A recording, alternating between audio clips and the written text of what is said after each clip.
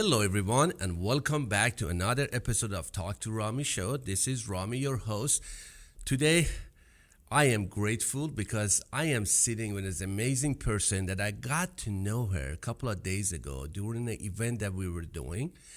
Julie George, she is here from Australia, and during the event, I got to know her and I asked her, would you be interested in being my podcast and actually talk about the $1 Million Host? She's the author of this book that you're going to learn a lot. And she's an amazing person, funny, lovely, and you will see it. You will listen to it and watch it. Julie, welcome. I'm so happy.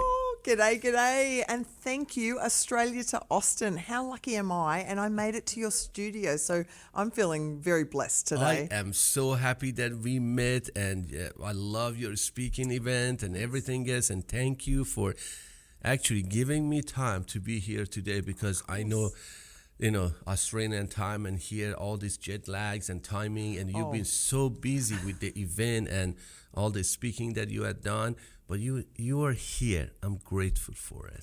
Oh, it's just, I love coming to Austin. I was here last year and back again this year. So, I come across from Australia probably once every 2 months. I'm in Really? the United States. The majority of my clientele is here in the North American market. And I just love connecting. Yeah, it's just a lot of fun. And, we bring the Aussie flavour.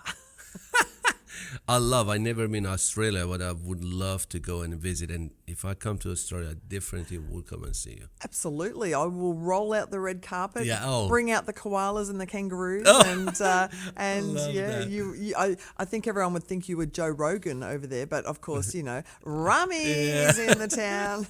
Thank you so much. When I was listening to your speaking at the event, you have a fascinating story, how you got into the real estate short-term leasing, this boutique, Just educate us a little bit about your field and how did you get into it, and $1 Million Host. What does that mean? Yeah, what is $1 Million Host? Exactly. Look, folks, my claim to fame is that back in 2016, I was working as a realtor and I discovered Airbnb. I had a 1-bedroom apartment and it was fully furnished, but my tenant moved out. And I thought, well, I'm going to give this phenomenon, this Airbnb thing, a crack. And I put the power on, I put some linen in, took some photographs, listed on Airbnb, and within hours had my first booking, within days had my first guest, and I had more than doubled the income on what I was getting for a long-term lease tenant, doubled the income. I was able to use the investment property for my own purposes for once. So when my ex-mother-in-law came to stay, she got to stay in the Airbnb and she didn't have to stay with me. Actually, hopefully she won't be watching this right now, but she is the ex. But then I discovered how well it might suit other property investors as well, and really came up with this unique business structure of a property management company for short-term rentals. So just as you would have in the long-term leasing space, we were now leasing per night rather than per month. So I guess I started this property management company, and within 2.5 years, we grew that portfolio to 130 properties. Wow. Over $8 million turnover. And then I got a knock on a tap on the shoulder about 3 months prior to COVID from someone wanting to buy my business. So of Like course, the whole business? My whole business. So of course, by that stage, I had written the book that you were just holding up before, $1 Million Host. It had gone bestseller, and it was time to sell my business, sell my property management business, and exit out of physically running properties and get into the education space, which I'm in now. So I now get to travel the world, speak on stages, come and talk to Rami on podcasts, but I get to do a lot of educating of other short-term rental hosts around the world. This year alone, England, Scotland, Mexico, the United States, Australia, And I get to support and mentor and inspire others to replicate the same success that I've seen in the industry. But in Australia, when you started this short-term leasing or Airbnb, that time wasn't very Not famous popular. thing. And No. the Airbnb wasn't really, the concept wasn't there. No. And you were basically the first, It's like a adapter. bit of a, yeah, absolutely, a bit of the leader in the industry, because when I started, there was no resources to reach out to get help. There were no mentors, there were no YouTubers, there were no books, that I could reach out to look for those strategies to put in place. If anybody is listening right now and they're interested in short-term rentals, the world is your oyster. There is so much free material out there, and there's so much help and support to fast-track your success in this industry now. But yeah, when I started, I had to really develop these strategies and learn by mistakes. But you didn't have any mentor, you didn't have anybody to teach you. No. You just said, I'm going to do it. I'm doing it. And I just had this concept that if it worked for long-term leasing, we could do the same thing, but for short-term leasing. And so with the short-term leasing, I was saying to homeowners, let me take your fully furnished property. Let me be the person to put that property on Airbnb. I will run the listing. I will clean the property. I will make sure that there is no damage to the property. And I'm going to charge you 25% of the overall nightly rate to do that. I'm also going to keep the cleaning fee from the guest. And they were happy, because even with that large commission I was charging, they were earning more than twice what they would with a long-term tenant. They were able to use the property themselves, and they knew that the property was being cleaned on a regular basis, being secured on a regular basis. So it was much better for them than having a long-term tenant in place. So it was a win-win. So really what it came down was that I was like the matchmaker between these homeowners wanting a piece of pie of the short-term rentals, and then I was able to put a structure in place which meant that I could find the budding entrepreneurs, the budding entrepreneurs wanting to build a business in short-term rentals, and match those people together. So the structure that I created was like a franchise model. And so That's what I was thinking, yeah. It was like little pockets of properties, and so I would be able to hand them off and go out and do what I did best, which was finding newer homeowners to give me their properties. Basically, you telling me that's the kind of definition of property management system. Is that right? Mm-hmm. Even for short-term leasing. Like if I have a house in Mexico that I just bought it, for example, and then I can contact you guys and say, hey, I got it. This is fully furnished. I don't know what to do. I don't even understand Airbnb rules and laws and everything else and all this stuff. But you have the system and the process that I can just give you the keys. I said, okay, take your percentage and here you go. And I'm just sitting and collecting my monthly whatever fee is that. And then you can use that property in Mexico whenever you like, knowing that you're going to turn up to that property. It's going to be clean. There's going to be fresh linen on the beds. So you get treated like you're coming into a hotel. And that hospitality factor is so important. I guess what we were able to do is really become we are the professionals of the hospitality industry when it comes to running our own properties. And so at one stage, with 130 properties, I was really the biggest pseudo hotel in my area. 130 properties. Any one night there might be 500 people staying in one of Julie's properties, and it was like running a hotel but all over the city. So within a 20-mile radius, we had 130 properties. And what countries you do have properties right well, now? that was all in Australia, Rami. So right at where the Great Barrier Reef is where we had those properties.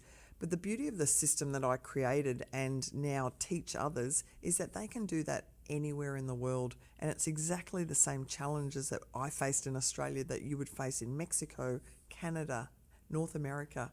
And so if I can help people really put that framework in place, that structure, and then of course find the right team members, the boots on the ground to be able to do the cleaning, to turn over the property, putting the consumables in the property and maintaining it, making sure that the property looks exactly like it does on those listing photos, then it's a win-win for everybody. And I've always believed that you need to work on your business, not in your business.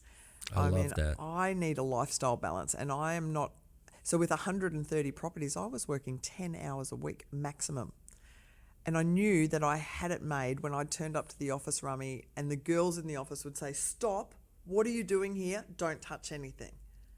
And I thought, these girls know my business better than I know it. Off you go. And you know, that's amazing that you mentioned, because a lot of us entrepreneurs, we have a problem to letting go. yes. Like it's natural, like, you know, but I always say that the moment that you can fire yourself, then you have a business that you trust your team to do it. I totally understand that. For me, it was very hard. I'm still involved, but it's very hard to get to that point that it says, okay, they can handle it.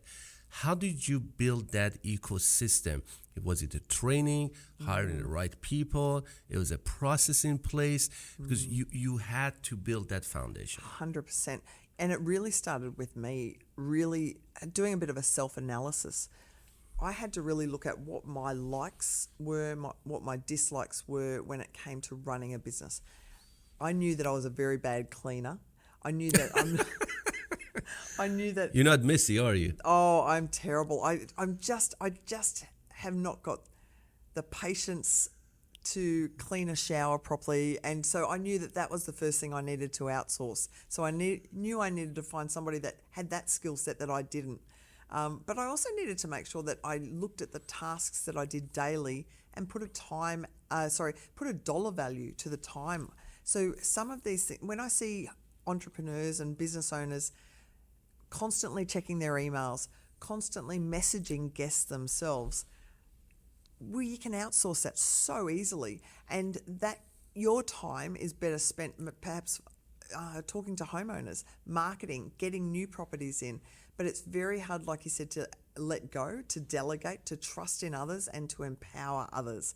So I really had to look at myself first, very hard in the mirror, and decide what my role wanted to be, what my visions were, get very clear on all of those things, and then put into action a framework, policies, procedures, get everything out of here down in black and white so that the business could run independently of me if I wasn't around.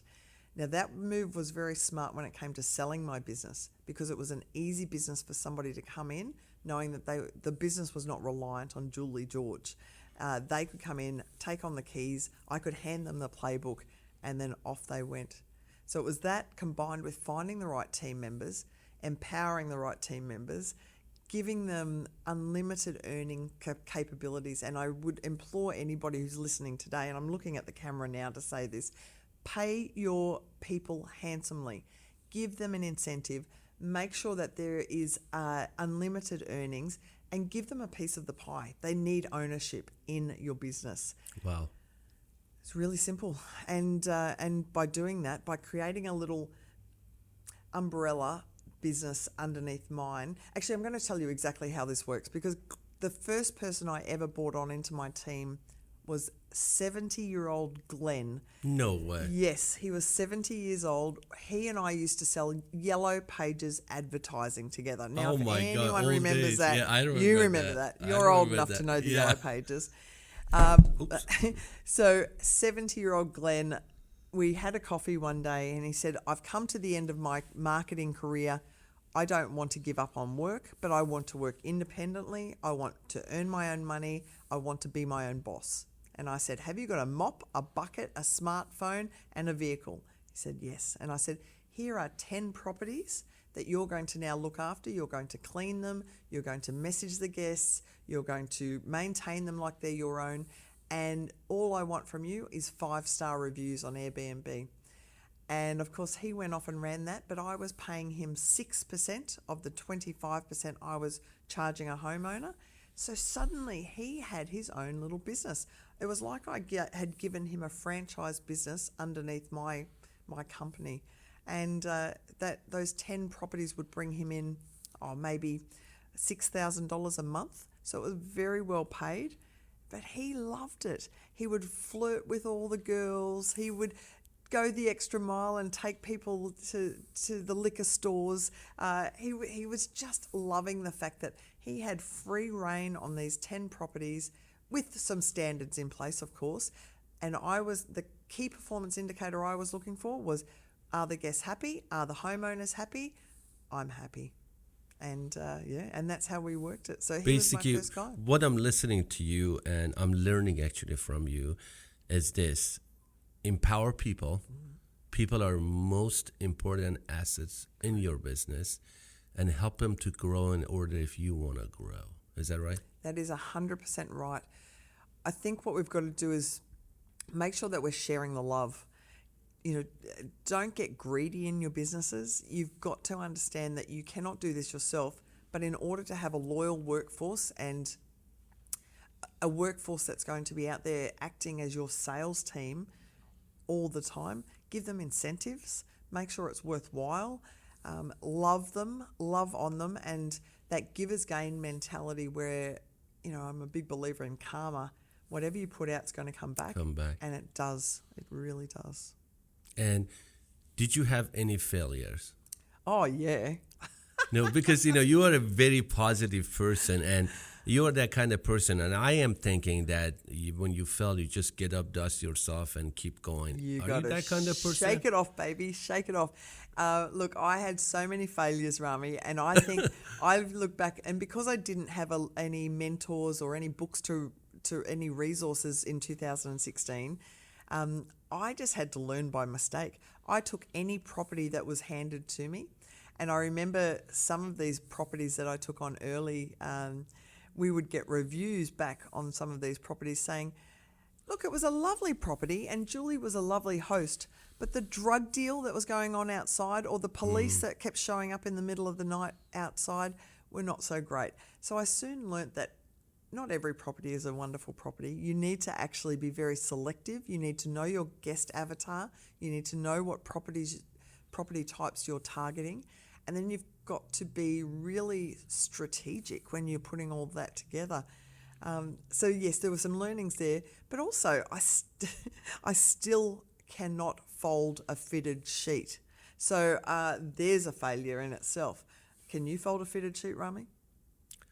No. It's tricky. It is tricky. So you learn really by tricky. mistakes, but you learn to outsource.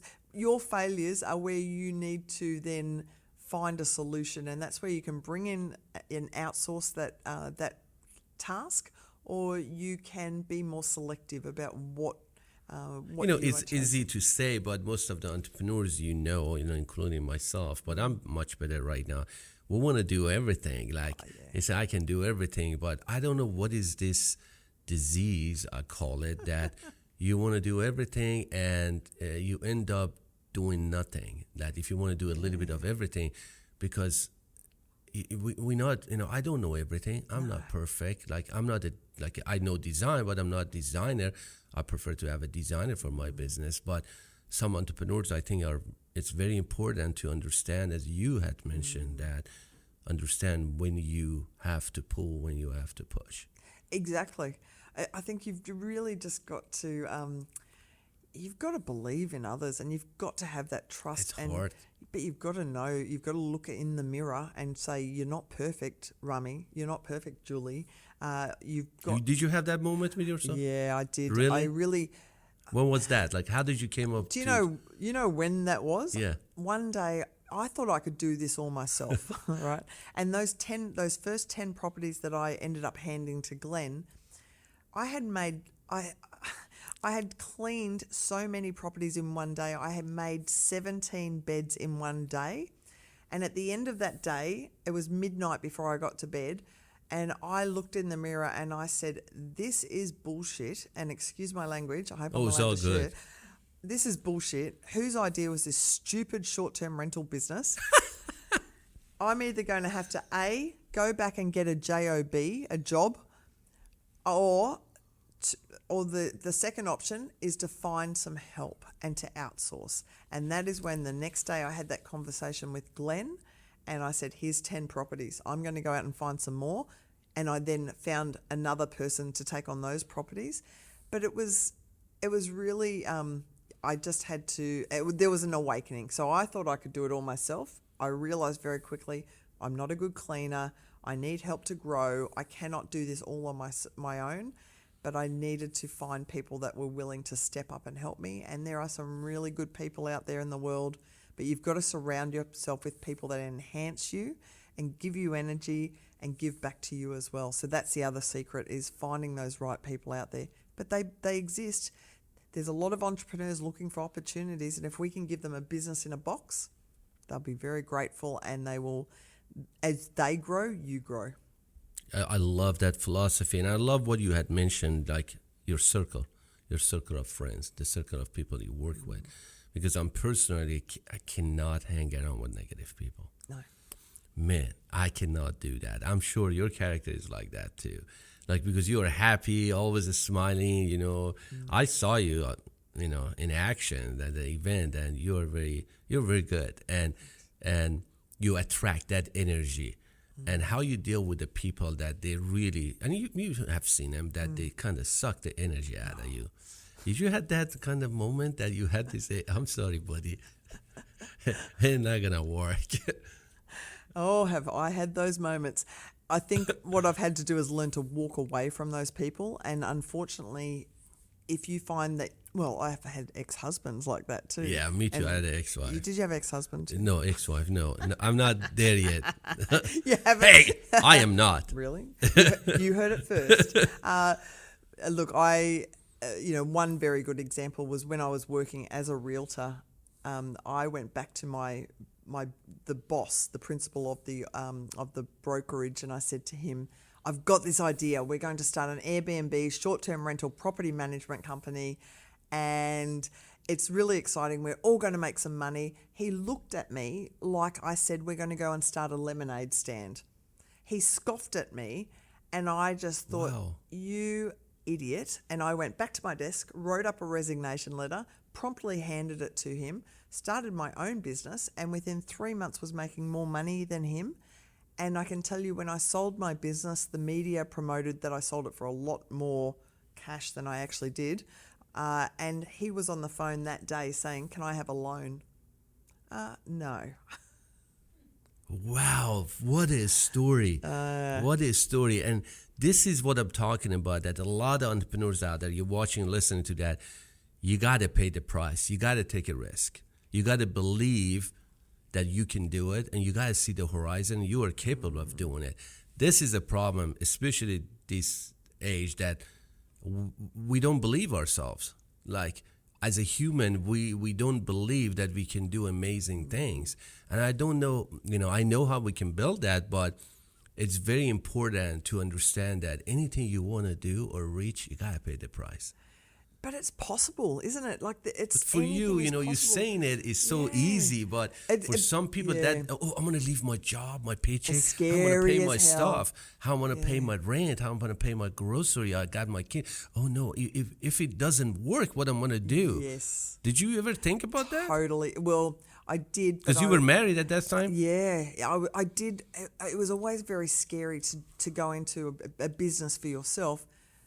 But you've just got to jump. Like for me, I've always been a bit of a risk taker, and I'm a doer. If I'm going to do something, I'm going to do it. And let's put a book out. Let's come to America. I have a philosophy: dream big and then dream bigger, because anything is possible. And but I think you've really got to, a lot of entrepreneurs get in their own way, or they'll put a roadblock up and they'll not believe that they can do it. Folks, if I can do it, you can do it. I'm so happy that you mentioned that, because a lot of people, they need to understand that is doable.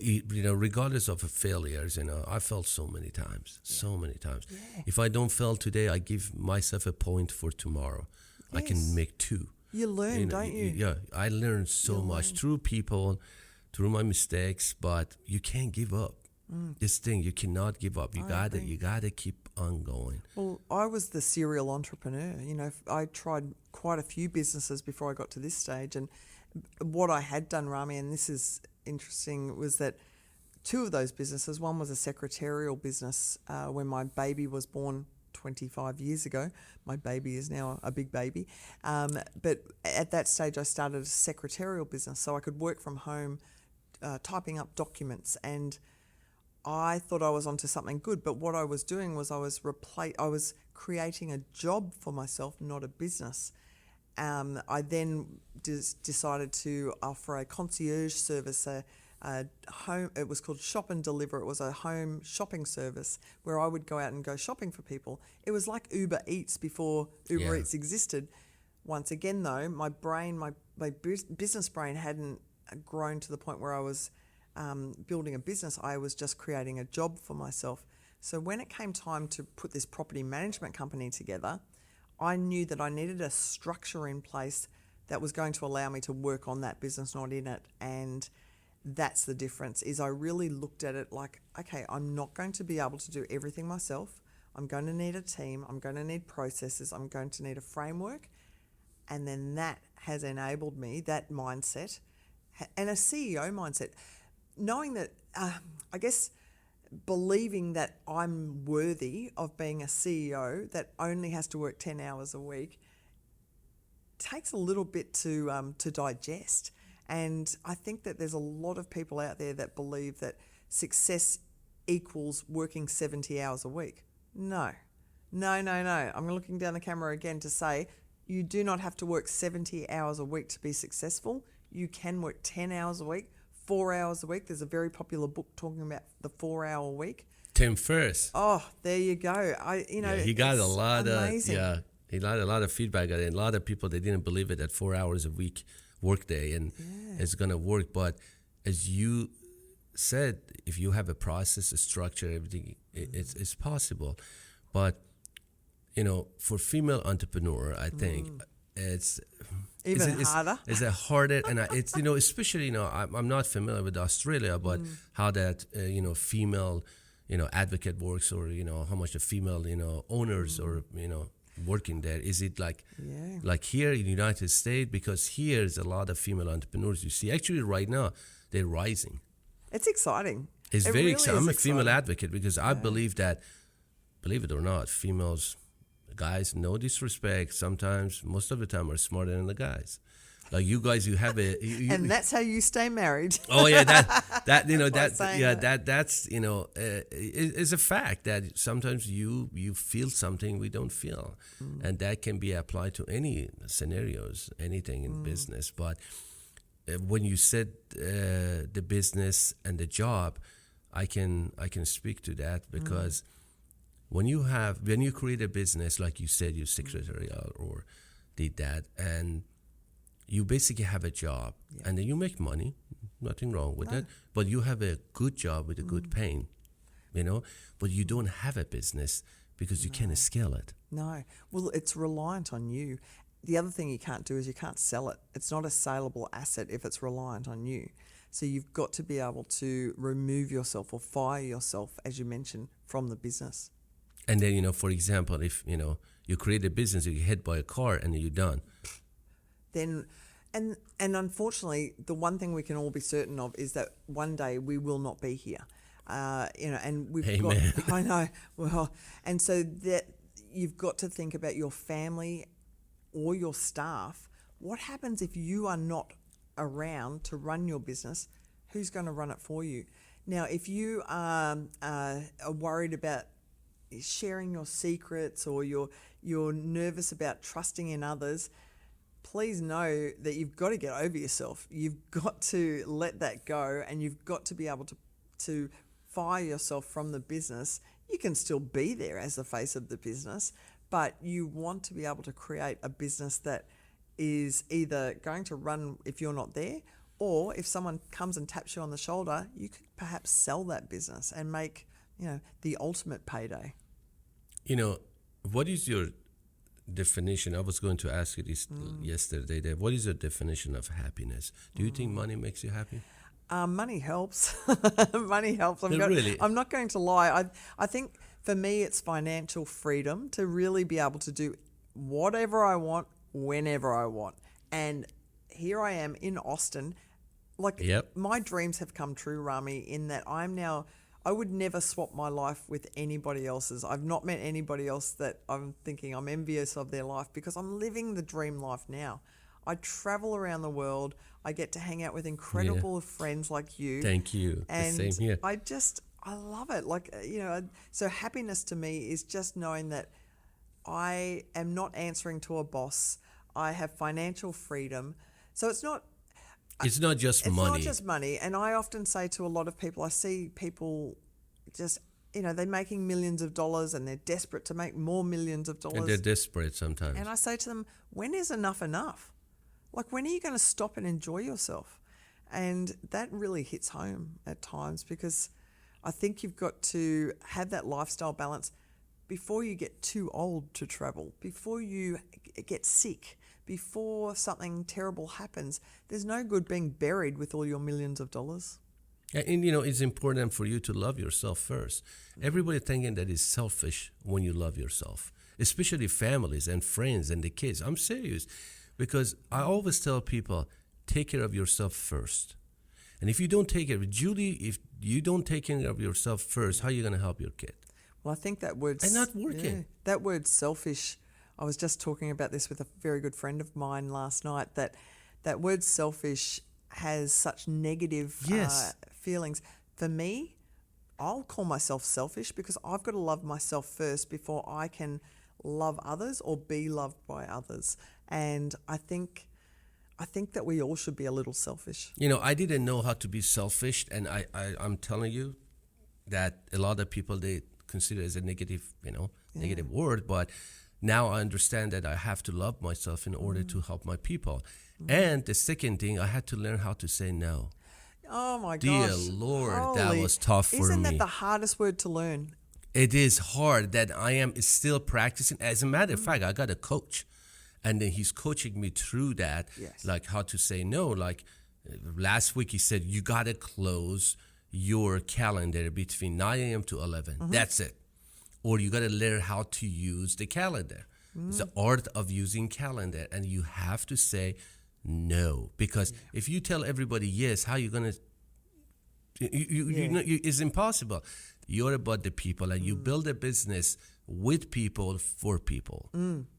You did that, and you're a maestro. You are the organizer. You are the, you are the behind the scene and in the front and running it. But the happiness of your people are so important for you. So important. I think that empathy, you've got to really genuinely love others and want to help others, and it's something you can't fake.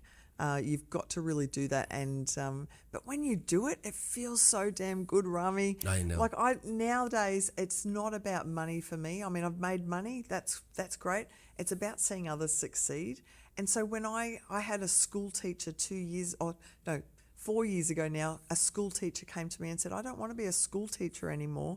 I want to do what you're doing. Is that possible? And I said, of course, but you need to do this, and this. So I gave them the whole rundown of what they needed to do. I didn't charge them any money for it. That school teacher now runs a multi-million-dollar property empire in Australia, 150 properties. And every year he now flies me down to his winery to celebrate. And this is a school teacher only 5 years ago who came to me and said, I need your help. And I was like, of course, I will help you get out of the classroom, do what I'm doing. And I'm so, so proud of him. And so when I see he succeeds, I feel so good about that. That's just so awesome. How many students have you helped? Oh, thousands. Thousands of people right around the world have come to me with that same sort of ask. I now charge for it sometimes.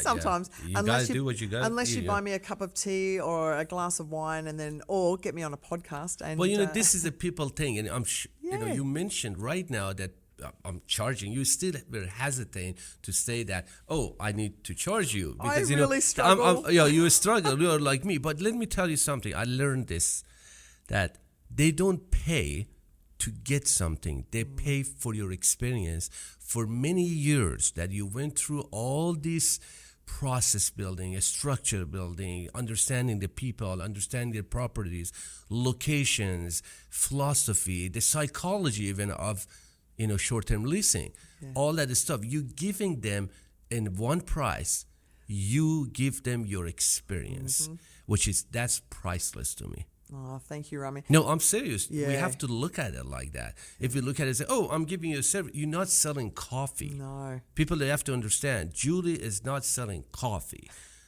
She's selling how to build the best coffee, how to grow it, what kind of land you got to get, what dirt is going to be in there. Absolutely. Who is going to be your farmer, how you going to water it, what sun is direction is going. This is the stuff that people really, anybody, they have to understand. They pay. But I still find it very hard to put a price on my time. Me too. I really struggle, but I've just recently opened up a mastermind community that I invite anybody into worldwide.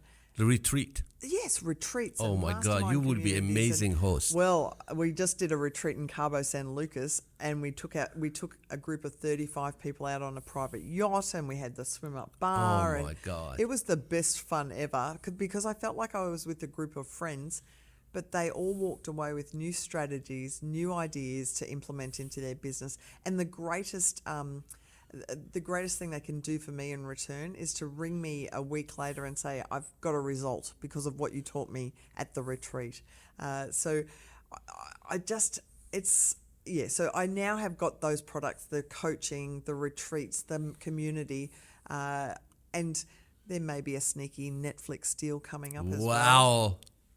Yes, folks. I am hanging around with Julie George, the future of Netflix. I am so happy sitting here with the famous Julie George. Netflix is nothing on Talk to No, Rami. I'm right behind you, baby.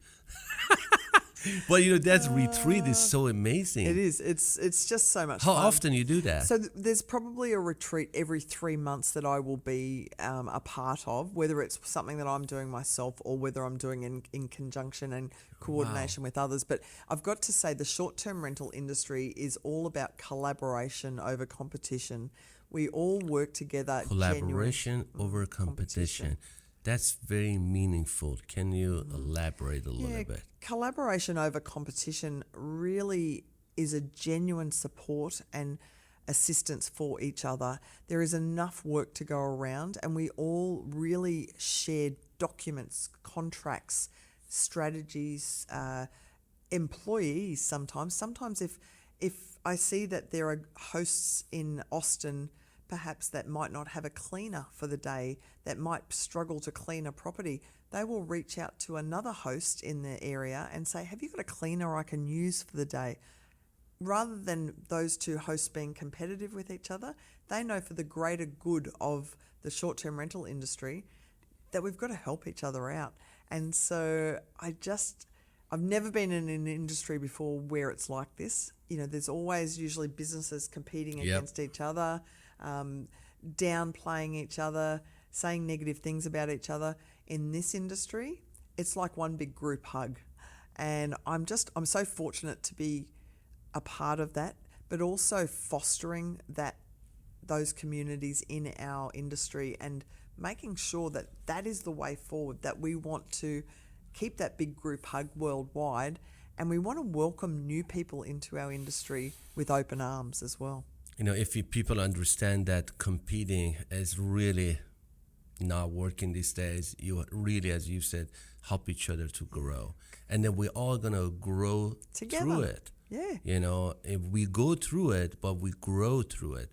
And people, they have to understand the power of collaboration is so important. We work with a lot of strategic partners. I guess say, hey, I can't do that. Can you help me out? But the problem, I guess, we have that as a human, we are greedy.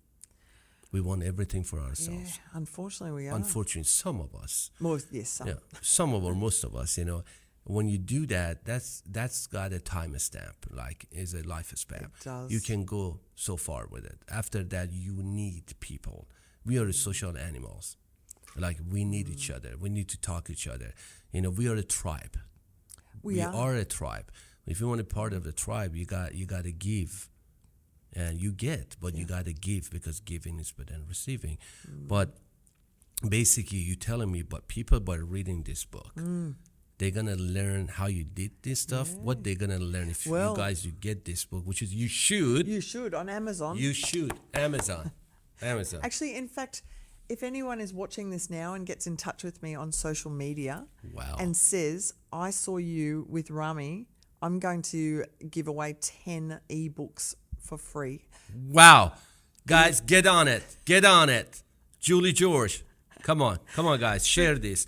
If you were to read it, you're going to learn about my personal story. So my story of growing up in Australia, my first job ever being feeding crocodiles in Australia. Dear Lord, I'm not going to do that. Have you met that crocodile Crocodile guy? Dundee was based on my father in Australia. Oh my God. We didn't even talk about that. There we go. Oh yeah. And so my first job ever was feeding crocodiles, but I've got all my fingers. You're brave. I know. I'm tough. Yeah. And then the second part of the book is about so it talks about my real estate, buying real estate and building, as a single mother, building a portfolio of investment properties, but then how I discovered Airbnb. The second half of the book are the strategies on how you can also make $1 million in the first year of running short-term rentals that you do not have to own. You do not have to own them. You can manage them, and you can manage on behalf of other people. Business in box. Business in a box. Here Business you go. in the box. Business in between a $1 million host cover. There you go. But folks, remember, social media, mention that you get in touch with me. Say that you saw the talk with Rami. The first 10 of you, I will give you a copy of that book on ebook. Thank you so much. Thank you so much. And then my next question is that you accept new students. Is that right? How people they can, just apply for that? Absolutely. Well, look, I would love you to get in touch if you're interested in learning about this business, or maybe you're already in the business and you're working 24/7. You're working so much yourself that you just need those strategies to work on the business, not in it. I want you to get in touch with me. So LinkedIn, Instagram, Facebook, all the social medias, but then my website is milliondollarhost.com.au. So you've got to put the .au for Australia on the end. But please just get in touch with me. I'm offering free 15-minute Zooms at the moment, but only for the folks. next, only until the end of the year. Take advantage of that. Yeah, there's too many of you now coming to me, and I'm like, those free 15-minute Zooms are suddenly getting booked up very quickly. But if you go to my website, you can just book in, because I love connecting with people around the world, and I want to hear your story. If you're in Canada or if you're in the United States, if you're listening in right now, just let's jump on a Zoom call together and we'll have a chat, see if I can help you, or perhaps I can point you in the direction of a coach that is more suited to your current situation. That's so powerful that you're willing. I told you, you are a helper. You are a people person. You just said it. If I can't answer it, I'm going to send you to the right direction, to the right person, which is, should be the norm. It should be the norm. It's not, but I think we will change the world. We will, and I think that I can see that, like you said, givers gain. Karma, it will come back to you. It's come back to you and I. Yep. I look at the success that you've had, Rami. I've met your team. They love you. They embrace you. Yep. Your clients love you. You're a true professional. And I can see that. Thank you. Yeah, it just comes back to you tenfold. It will come back to the people listening to us as well if you were to implement those same strategies. Everybody asked me why you do this podcast. I said the whole purpose of this podcast, I'm not making penny out of this, is just is a learning platform, first of all, for me, that I learn from the people that I talk like you, and then for other people, they can learn through this, because I believe everyone has a story. And their stories can help other people to grow and be a better person. But we have a lunch date. My God, yeah, we're going to go have lunch. We're going to a Persian restaurant. We're going to Persianize you. And, I'm so happy that you came here with your tight schedule. I know how tired you are. I am grateful, Julie. I'm serious. And I love you for just be you. Yeah. And, it's just Julie. I tell you what, folks. I love that. It's just Julie. You're witnessing a really lifelong friendship between Rami and Julie. I would do anything for you. I said, Julie. You heard it here first, I folks. will do here. I want to help her, because, true friends is hard to find. Really hard. Really. Like-minded people. And you have to cherish them. Yeah. You have to really love them, because, you can't chase money. If you work hard, it comes to you. It'll come to you. You can't chase friends, because those friends, they're going to be there for you no matter what. Lovely friends love you.